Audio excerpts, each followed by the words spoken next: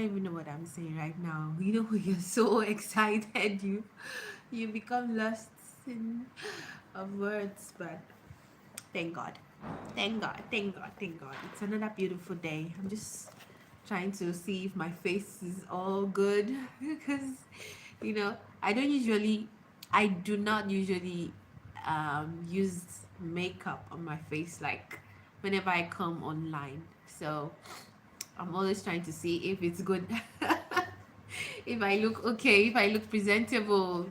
Yeah, so anyways, yeah, welcome back to our book reading challenge. It's day 47. Yeah, it's day 47. I mean, we've done a lot. So we've covered about 17 chapters in this book.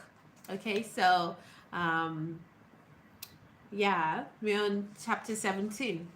I mean, we've covered 16 chapters, and right now we are on the 17th chapter for today. So let me know what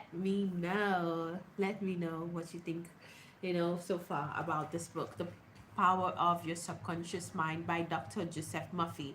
I mean, it's an amazing book. It's an amazing book. It touches every area of your life. It helps you to be able to discover, the power of your subconscious mind. I mean, the mysteries behind your subconscious mind. Many of us do not know that we actually have, you know, I mean, our superpower is our subconscious mind. Whatever we think, we create. Whatever, we imagine, it comes to pass. Okay, so that's what this book is all about. So touching different areas and how we can be able to, position our subconscious mind to, for it to bring out good results. Because what we've learned so far is that, okay, your subconscious mind takes in whatever you give it. It doesn't filter. It doesn't ask questions. It follows your order. Okay, so you are the captain of your subconscious mind. You are the captain of the ship. So whatever order you give it, it follows. Strictly it follows. Okay, yeah. So what do you allow into your subconscious? Okay, and mind you, your conscious mind is the gateway to your subconscious. So whatever you allow through your conscious mind will be planted, yes, or will be let into your subconscious. Okay, so you need to begin to evaluate that. You need to begin to ask yourself, what do I allow into my subconscious mind?